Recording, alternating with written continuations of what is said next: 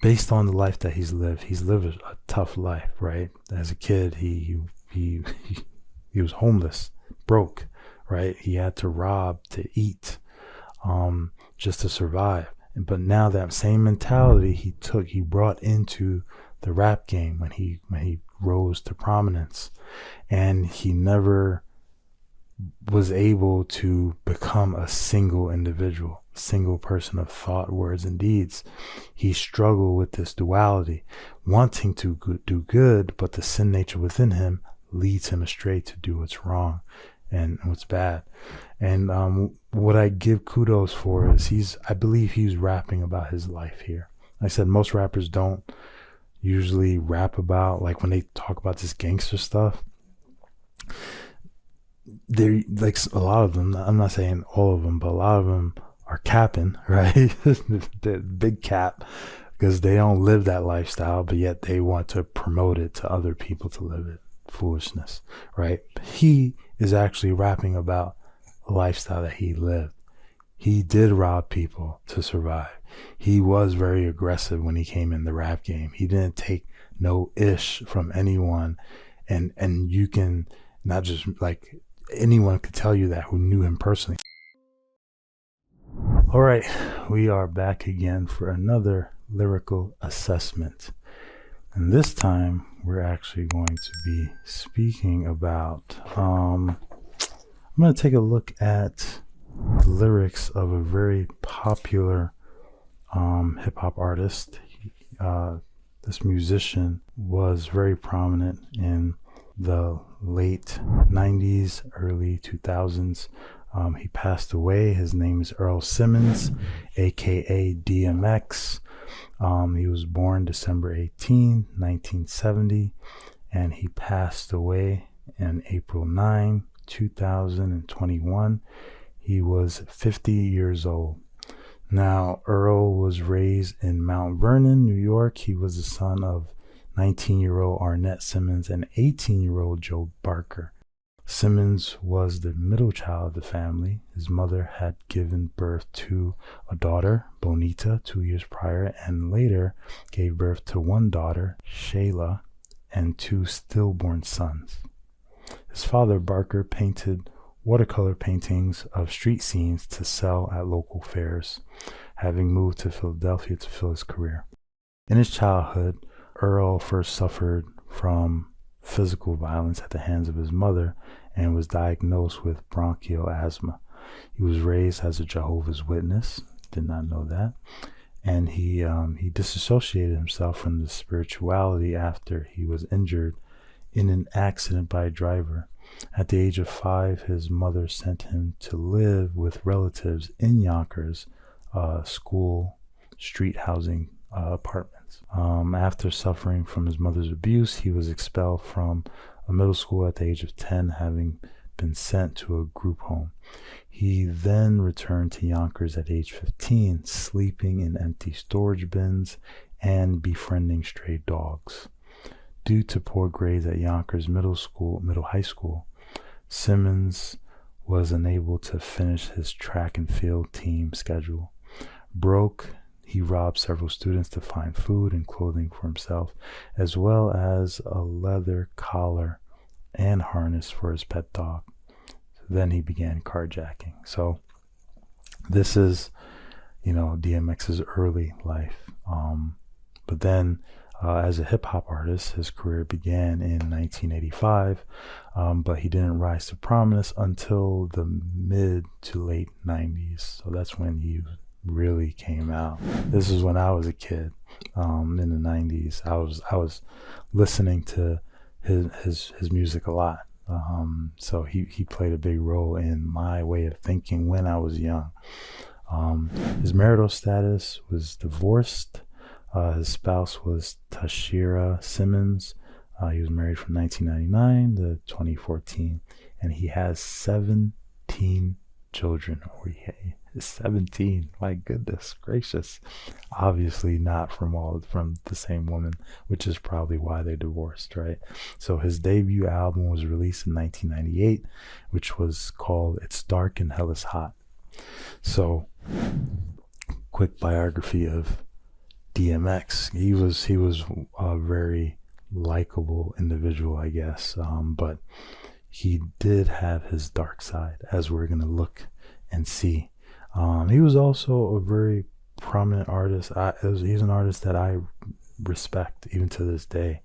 When I listen to his songs and I actually go back and I break down the lyrics, I'm like, wow, there's depth in his music, more so than the music that you would hear of modern day artists, like for example, Sexy Red. Right there is no real depth in her music for the most part, but we're gonna look at his song and see what's really here. Okay, so today we're looking at Stop Being Greedy, and I thought the song was interesting because of how he framed it and executed the lyrics and the whole pageantry of it. I don't want to say pageantry, but how he really, and I'm talking about the video, which has 10 million plus views on YouTube since 2010, right? Which is not a lot compared to a lot of other videos, but it's still significant. That means like it's been played over 10 million times, the video itself.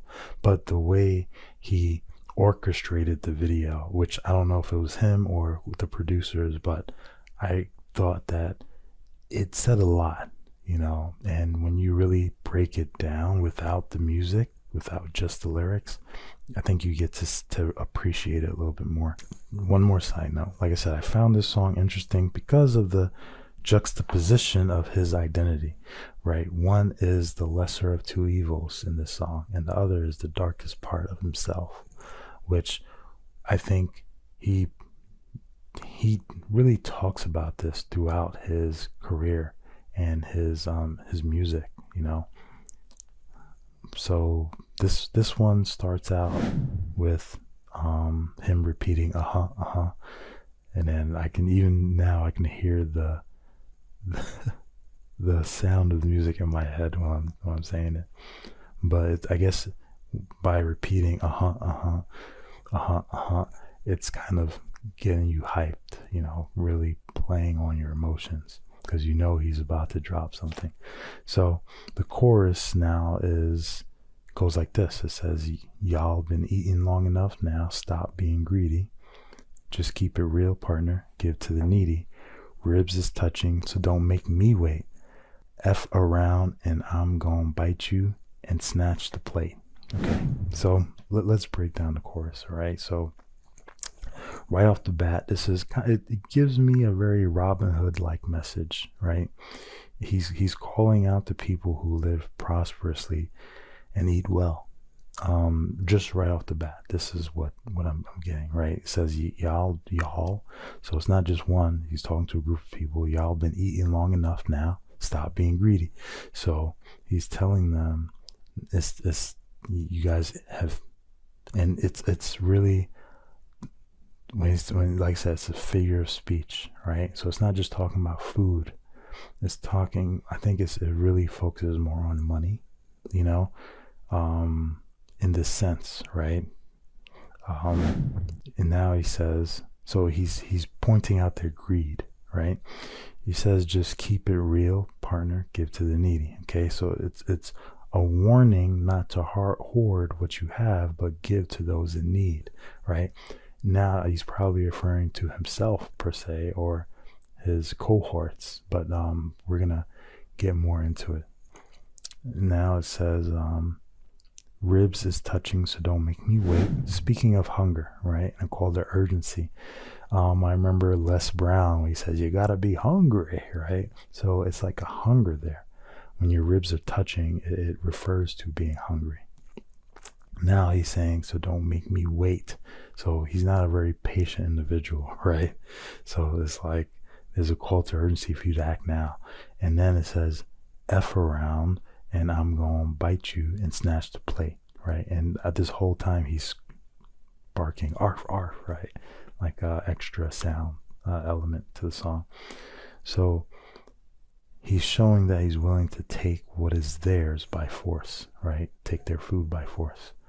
And it really speaks about the disparity between the haves and the have-nots so far, right? Just listening to the chorus. Okay, so now let's get into the meat of the song, right? I can flip that flow, I can stick that hoe, I can get that dough. You know I'm with that, yo. Okay. Ain't a thing about this ish I can't do or haven't seen, but when it gets dark, it's like a ninja's having dreams. So, first and foremost, right? This is the lesser evil version of himself speaking within the song. Okay. So, this is him in the light. Okay. And he speaks of his abilities, right? I can flip that flow. So his abilities to rap, or, to poetically, I can stick that, hoe, right? It's his abilities to get women, right? And his experience in life as if he has it all, right? I can get that dough, I'm with that, yo. So it's really speaking to his abilities to get money, rap, get women, right?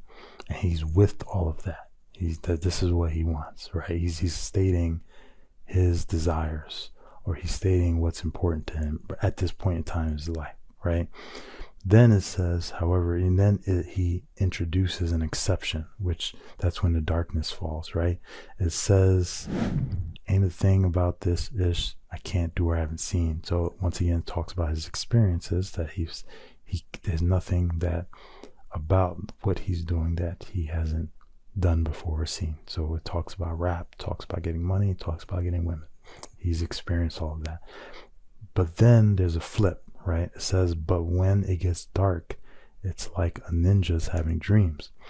So in that aspect, right, is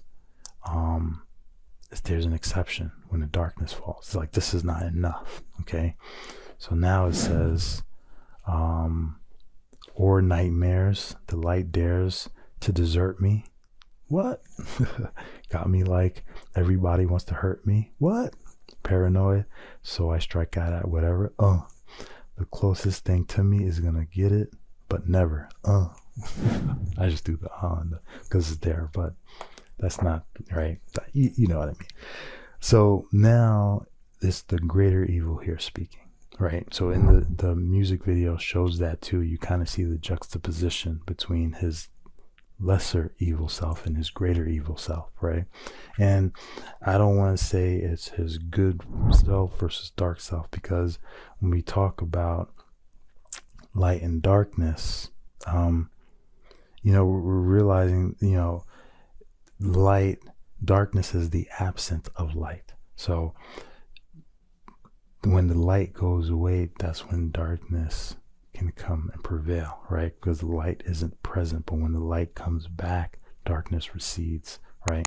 So I like to look at this as, even in the midst of the light, there's still a darkness present. There's still shadows there. He's not light himself, I think, because just based on the things that he's speaking about, like his focus in the light is about money, women, and rap, and that's okay for him. And I'm not gonna hate on the man for that, but it's not. I wouldn't say it's, he's a saint. I wouldn't say he's a saint. That's pretty much it, right? So now, when he says, "Or nightmares, the light dares to desert me," he kind of realizes that the light is not with him in this aspect. The light dares to desert me. So even in darkness, right, light is still present. Like light is like what people reach for, right? Even stars, right? The stars bring light. People want to be stars. They want to be light. Like all of us have light to bring, right? And when our light isn't shining, that's when the darkness within us gains, it gains more prevalence in our lives, right?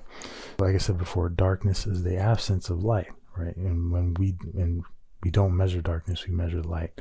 So the darkness plays with the mind, thinking people are out to do him harm now, right? So now he's saying, got me like everybody wants to hurt me. Paranoid, so I strike out at whatever. So that's people trying to do him harm, and he feels the need to defend himself at anything that gets close to him, right?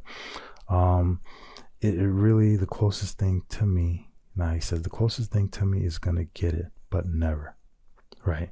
So it's looking, we can also see it as the destructive nature of mankind, right? Willing to slash out at whoever. And this is, like I said, the darkness, when darkness falls. It's not dreams no more, it's nightmares, right?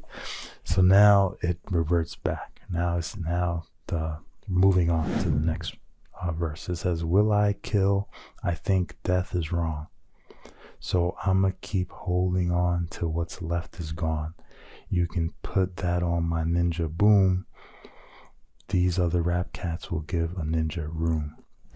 Okay, so like I said, the lesser evil is speaking here. Okay, this is him in the day, right? So number one, he denounces murder, right? This is a question of his morality, right? Will I kill? Maybe, but he thinks death is wrong. So he doesn't condone in killing unless absolutely necessary in this aspect, right? So he says, so I'm gonna keep holding on to what's left is gone. So he's trying to hold on to the little light that he has left. He affirms this by one of his comrades when he says, you can put that on my ninja boom. These other rap cats will give a ninja room. So it goes back to the main idea of the song, and it identifies who he is speaking of as the ones who have been eating long enough, right? Y'all been eating long enough now. Stop being greedy. Keep it real, partner. Give to the needy. So now it gives us more insight in what the chorus is really speaking about. He's talking about the rap game. He's talking about the individuals in this rap game, maybe not just the rappers, but also the executive producers, the corporate people, the higher ups, right? You might be focusing on other rappers at this point, right? And interesting that he calls them cats, right, instead of dogs. But I guess cat sounds better than dogs in this aspect, right? So he's trying to hold on to the little light that he has left, and he affirms this by one of his comrades, and it goes back to that main idea. Now he's stating that it's his time now to eat or to prosper off the music industry, right? So pretty much it's my time now, right?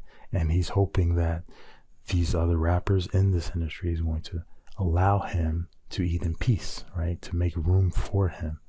But now, let's moving on. We're going to continue. And notice his demeanor shifts, right? It says, but if it calls for me to force my way in the door, head-hutting mother stuckers, stay on the floor. Mother lovers, all right? Head-hunting mother, we'll call it mother lovers. Head-hunting mother lovers, stay on the floor. 4, that's what I get sick with. 4 more, now all this is liquid. Okay, so the greater evil is speaking, right? He's willing to do violence to get what he wants, basically, right? Like if it calls for me to force my way in the door. So if they're not going to make room for him, he's going to force his way in, right? By any means. That's what he's saying here, right? If violence is necessary, then that's what he's going to do. Now 4, I think he's referring to the 44 caliber weapon, gun. He says that's what I get sick with. So that's, I guess, his weapon of choice to rob in order to get cash money, which is the liquid, I believe. 4 more, now all this is liquid. So when you talk about liquid assets, you're talking about cash. Like, I got straight up cash. And that's what he's referring to. I believe this is my objective analysis here. I could be wrong, but this is what I believe. So now it goes back to the chorus.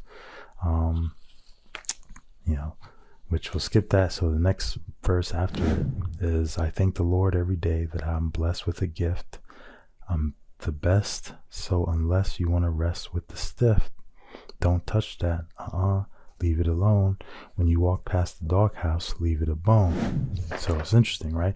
So this is the lesser evil is speaking now. He acknowledges that his gift comes from God, right? And he thanks the Lord every day for it, right? Then he also exalts himself and gives a dire warning. He says, I'm the best, so unless you want to rest with the stiff, he says, don't touch that, leave it alone. When you walk past the doghouse, leave it a bone. So he's saying, don't touch what is his, and make sure you leave some type of offering as you pass his way, right? Like, show him the respect that he deserves. When you leave a dog a bone, you're giving him, you're giving him something. You're allowing him to eat, giving him that respect that he deserves. The next verse says, dogs bite, dogs fight, dogs knife. Dogs bite, dogs fight, dogs knife. Scratch, shake, and hold all night. So when you hear that arf, arf, start running, because when you hear that arf, arf, I'm coming, right? So now the greater evil is speaking back to his violent nature, using dogs as a metaphor for himself, right? So he identifies himself with dogs a lot, right? So especially in the song, and he's referring to the darkness that comes in the night, right? Giving a warning to flee. So it says, scratch, shake, and hold all night. So when you hear arf, arf, start running, because when you hear that arf, arf, I'm coming.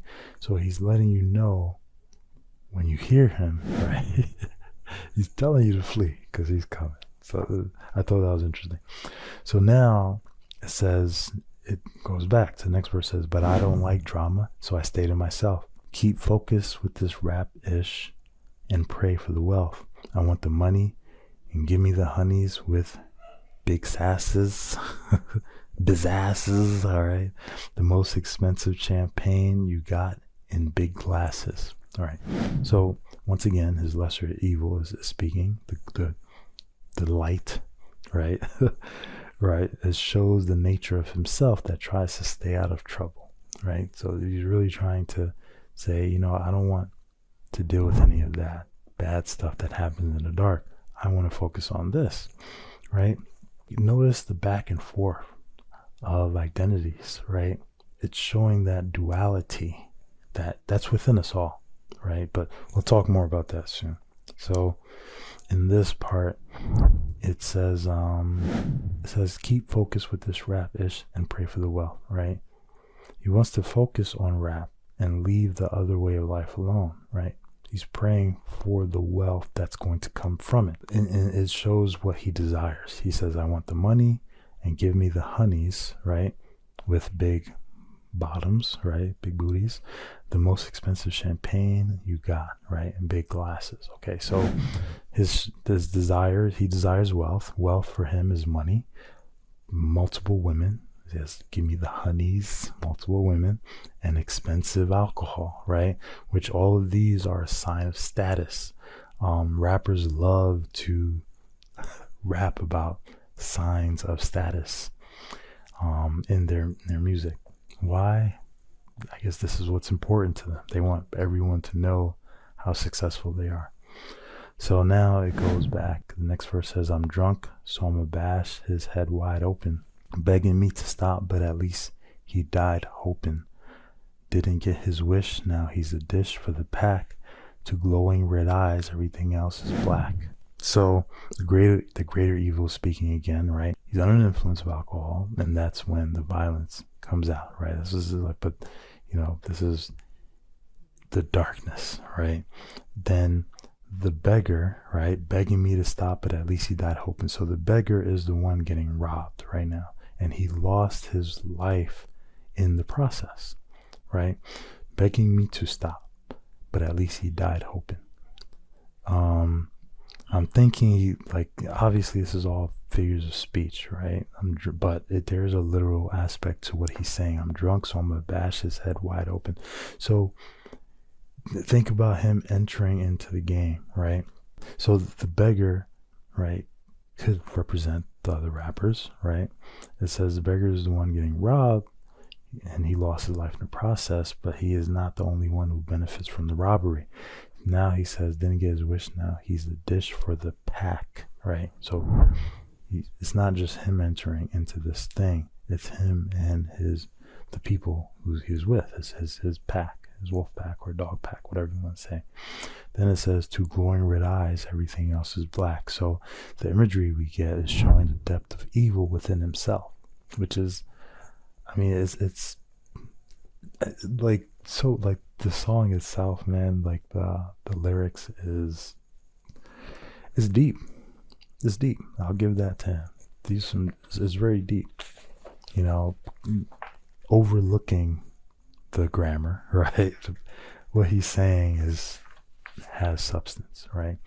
So now it's the chorus, and then at the end of the chorus, the next verse is, when the sun is up, the gun is up on the shelf, and all the runners up are thanking me for their health, hoping that they're not around when it gets dark outside. Sun's going down, you hear the bark outside.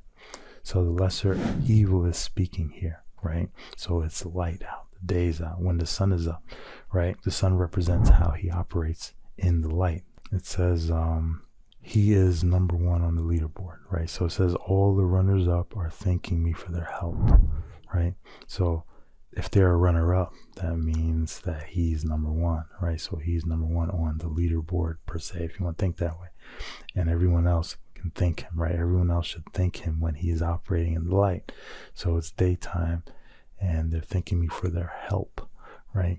So when he's operating in the light, obviously they're able to cooperate with each other. Okay, he says nothing good comes when his persona switches, though, right? So the sun's going down, you hear the bark outside, right? So the sun going down represents his persona switching once again. And so let's read the next verse. It says, locks off the cage, gauge with the buckshots, maggot, you've been lucky all day. This is when your luck stops. One drops and another. Gun pops going through you, hit your mother. So this is the greater evil speaking, right? Which is always more violent. And the switch from light to darkness is inevitable, like day and night, right? The switch in his character is inevitable. He can't control it. It's like it happens when it happens. And if you're around when it happens, it sucks to be you, right? So it says he's telling you that he has a dual personality, pretty much, right? And he can't, the switch is going to come one way or another, right? So there is nothing you can do about it. Like it says, just don't be around when the darkness comes, because he is willing to kill indiscriminately without care, right? And he shows that when it says one drops and another, gun pops going through you, hit your mother. Now, this song, like I said, there's a very violent side to this song, which, I mean, I was a soldier. I was in the military. I fought and I went to war. I've seen my fair share of gun battle. It's not something that I glorify. I think anyone who's really been in a real battle, they know war is hell. And even like war is a war, whether it be somewhere in Iraq or Afghanistan or in the streets of Chicago or New York. If you have people trying to kill each other, that constitutes as war, right? And it's something that I don't condone necessarily. I think life is too precious to be trying to kill each other over scraps. That's my feeling on it. So let's go back into the song. Okay, so it says, when does it all end? I found a friend and a dog. 'Cause effing with these cats will send a friend to the morgue. Many questions, no answers, stress. Try to hold my head and remember that I'm blessed. Okay, so the lesser evil is speaking. He talks about the vanity of his life, but he finds something or someone that he can cherish, right? So when he says, I found a friend and a dog, right? Which the Bible says a friend is a key to paradise, right? It's the key to paradise. I guess this is one of the this is what comes with the territory, right? Like, you want money, you want women, you want this stuff, right? But he's questioning, when does it end, right? He's questioning, is this, like, to me it's like, is this it, right? Is this what it's about? But then he says he found a friend in a dog, which kind of helps him cope with life, I would say, right? And then he's trying to remember the blessings that he has within. This is the daytime, right? He's trying to remember that he's blessed with what he's been given. This is what you ask for, this is what you get. And we all know, when he talks about many questions, no answers, stress. I'm sure if you were a husband, if you're a father, I'm sure you understand what he's saying here. I'm not going to elaborate on it. Now it says, with the curse, and it gets worse as time goes by. Can't see straight because I'm so high. Why ask why when you know? Ninja, when it's your time to go, you go. So the greater evil speaking again, right? He sees life as a gift and a curse. So it says, can't see straight because I'm so high. So he's using drugs to try to cope. So being high all the time, right? So being inebriated also has another aspect, because now you can't see, you can't visibly see, and you can use that not as literal, but think about when you're not in your right mind, it's hard for you to think clearly or think straight or make the best choices, right? That's why being sober living is so important. So it says, YXY when you know, ninja, when it's your time to go, you go, right? And I think that he accepted that fate for himself, knowing that this wasn't forever. I guess living on this world the way it is now, it wasn't forever, it was temporary.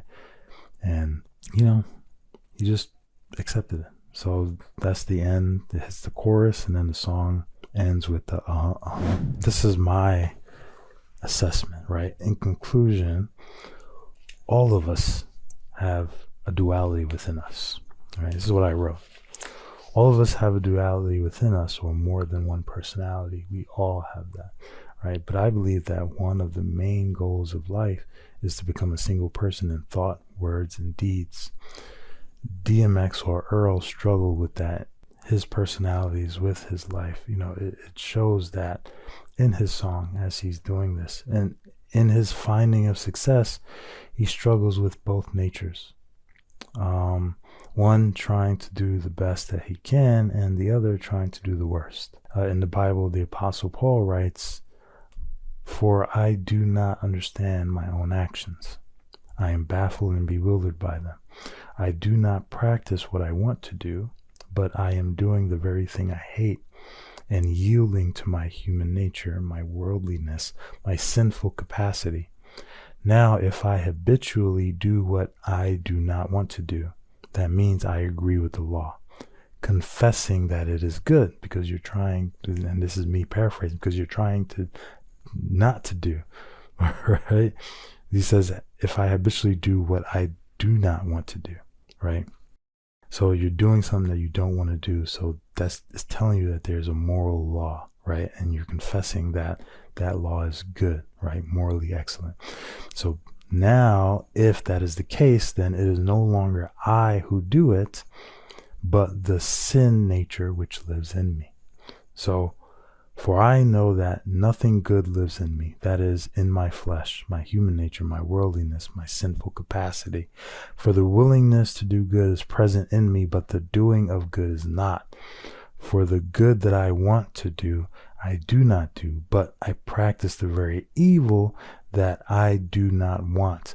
But if I am doing the very thing I do not want to do, I am no longer the one doing it, but the sin nature which lives in me. So I find it to be the law of my inner self that evil is present in me always, the one who wants to do good. To kind of make it stick to what's happening in this song, right? In this lyric that he wrote, he shows that, okay, based on the life that he's lived a tough life, right? As a kid, he was homeless, broke, right? He had to rob to eat, just to survive. But now that same mentality he brought into the rap game when he rose to prominence, and he never was able to become a single individual, single person of thought, words, and deeds. He struggled with this duality, wanting to do good, but the sin nature within him leads him astray to do what's wrong and what's bad. And what I give kudos for is I believe he's rapping about his life here. Like I said, most rappers don't usually rap about, like when they talk about this gangster stuff, they're like, a lot of them, I'm not saying all of them, but a lot of them are capping, right? The big cap, because they don't live that lifestyle, but yet they want to promote it to other people to live it. Foolishness, right? He is actually rapping about a lifestyle that he lived. He did rob people to survive. He was very aggressive when he came in the rap game. He didn't take no ish from anyone, and you can not just like, anyone could tell you that who knew him personally. I never met the man. I don't know him personally when he was alive. I just remember his demeanor. I remember when he came out, how like it was a big deal in our culture, right? In that, because I grew up in New York, so it was a big deal in that area of where I was from. And he had a lot of influence, especially with young men in that day and age. So at the end of it all, though, he talks about the vanity of life, right?